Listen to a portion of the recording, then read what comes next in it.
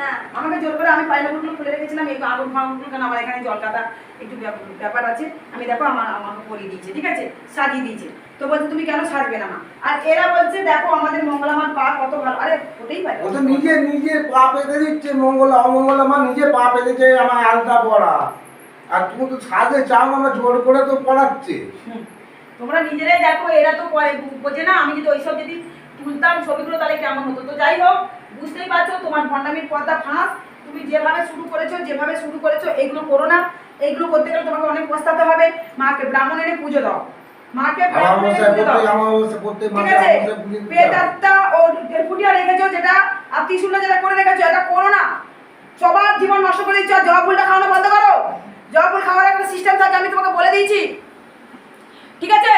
আমি তোমাকে বলে দিয়েছি যেভাবে খাওয়ানো দরকার তুমি করো। চেতনা নাকি তোমার জেগে গেছে বলে, আমার নাকি ওদের চেতনা জেগে গেছে, আমার নাকি জাগে না। আমার তো জাগে না, আমি আগেই বলেছি। বাবা কার চেতনা জাগে গো? জীবনে কারো চেতনা এখন জেগেছে না? হ্যাঁ, ওর জেগে গেছে, নিজে প্রশংসা করছে নাকি ওর জেগে গেছে। আজকের পর্যন্ত আমাকে গালাগালি করে যাচ্ছে, আমার লাইভে আমাকে গালাগালি করছে। বসে বসে বেদির সামনে আর কে মুসলিম বাবা ঢুকেছে তাকে আর কত জনকে খালি ধুয়ে দিচ্ছে। বাজে বাজে ভাষা কুস্তি দিয়ে বলছে আমি নাকি গালাগালি করি না।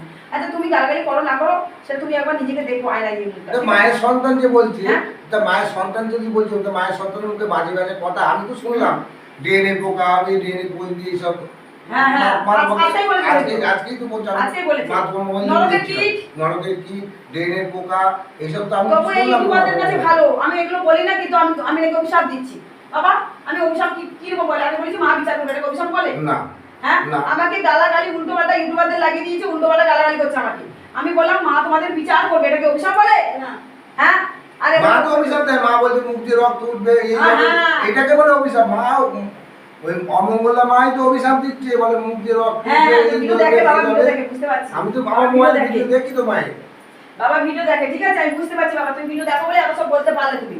আর তুমি এখানে গেছো তো অনেকবার, ওই জন্য বুঝতে পারছি। আমি গেছি, আমি অনেকবার গেছি। আমি যখন আমার ছাদে মন্দির ছিল, দুটো মায়ের ছবি মূর্তি ছিল ওখানে।